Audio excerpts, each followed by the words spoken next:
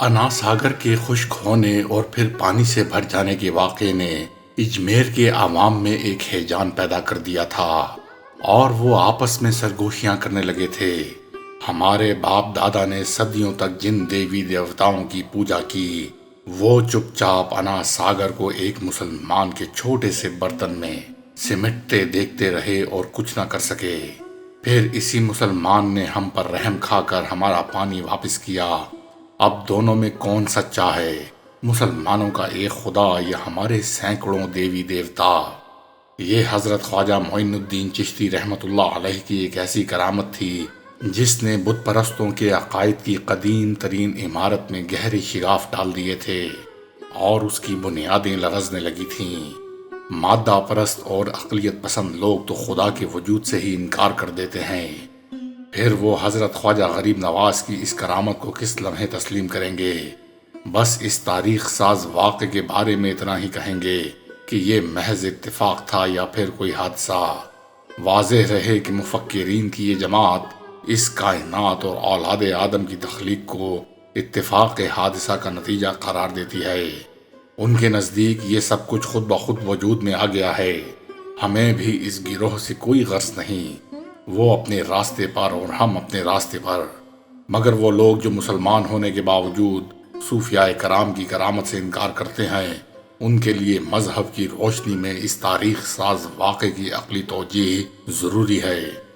قرآن کریم میں ایک مقام پر ارشاد ہوا ہے کہ جب کوئی بندہ روح کی گہرائی کے ساتھ ہم پر ایمان لے آتا ہے اور اپنی جانیں ہمارے ہاتھ فروخت کر دیتا ہے تو ہم اس کی زبان اور ہاتھ بن جاتے ہیں۔ کوئی تسلیم کرے یا نہ کرے، مگر انا ساگر کے خشک ہو جانے کا واقعہ ہندوستان کی قدیم ترین کتابوں میں موجود ہے۔ چند سال پہلے یورپ کے کسی ملک میں ایک جھیل جو 63 میل کے رقبے پر پھیلی ہوئی تھی، اسی لمحے دیکھتے دیکھتے خشک ہو گئی۔ اس علاقے کے بیشتر لوگ اسی طویل و عریض جھیل سے اپنی ضرورت کا پانی حاصل کرتے تھے۔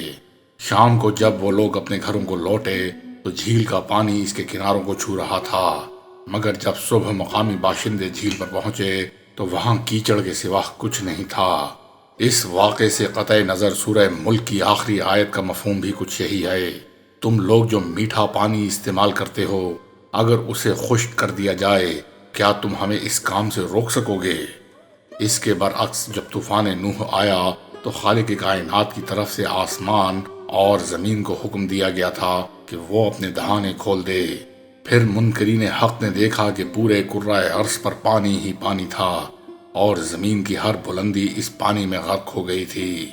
اب کوئی منکرین حق سے پوچھے کہ آنن فانن اتنا پانی کہاں سے آ گیا؟ پھر جب حضرت نوح علیہ السلام کی کشتی جودی پہاڑ پر ٹھہر گئی تو پھر دیکھتے ہی دیکھتے پانی کا یہ سمندر کہاں غائب ہو گیا۔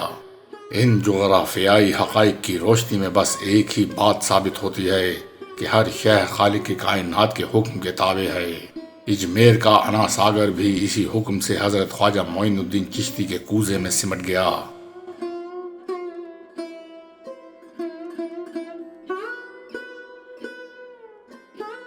ایک مسلمان درویش کی اس عظیم الشان کرامت کا فطری رد عمل تو یہ ہونا چاہیے تھا کہ پرتھوی راج چوہان اور دوسرے راجپوت سردار ہدایت پا جاتے اور حضرت خواجہ معین الدین چشتی کے خدائے واحد پر ایمان لے آتے، مگر ان کی قسمت میں تو ہلاکت خیز گمراہی لکھ دی گئی تھی۔ نتیجتاً راجپوت سمراٹ پرتھوی راج چوہان نے چند بے دست و پا مسلمان درویشوں کے مقابلے میں بھرپور مادی طاقت کا مظاہرہ کرتے ہوئے اپنے چند سرداروں کو اس حکم کے ساتھ دوبارہ حضرت خواجہ معین الدین چشتی کے پاس بھیجا، بس تمہیں 3 دن کی مہلت دی جاتی ہے کہ خاموشی کے ساتھ اجمیر سے ہی نہیں، راجپوتانہ یعنی راجستھان کی سرحد سے بھی نکل جاؤ، ورنہ تمہیں جبراً نکال دیا جائے گا۔ جب راجپوت سرداروں نے اپنے فرما رواہ کا حکم حضرت خواجہ معین الدین چشتی کو سنایا تو پہلی بار آپ کے چہرہ مبارک سے رنگ جلال ظاہر ہوا اور پھر اسی کیفیت میں فرمایا، تو مجھے یہاں سے کیا نکالے گا؟ میں نے تجھے باحکم خدا زندہ حالت میں لشکر اسلام کے حوالے کیا۔ اس واقعے کے دوسرے ہی دن شہاب الدین غوری کا لشکر ترائن کے میدان میں آ پہنچا۔ یہ 588 ہجری کا واقعہ ہے۔ ایک خونریز جنگ کے بعد راجپوتوں کو ذلت آمیز شکست ہوئی۔ ہندوستان کے اہل ہنود پرتھوی راج چوہان کو فخر راجپوت کہا کرتے تھے، مگر اس معارکے میں وہ فخر راجپوت دریائے سرسوتی کے کنارے گرفتار ہوا اور پھر اسے زنجیریں پہنا کر شہاب الدین غوری کے سامنے پیش کیا گیا۔ اس عظیم الشان فتح کے بعد شہاب الدین غوری حضرت خواجہ معین الدین چشتی کی خدمت میں سلام کے لیے حاضر ہوا۔ اس واقعے میں دور جدید کے مسلمانوں کے لیے بڑا سبق پوشیدہ ہے۔ قرآن کریم میں ایک مقام پر اہل ایمان کی تالیف قلب کے لیے فرمایا گیا ہے، اگر مومن ہو تو تم ہی غالب رہو گے۔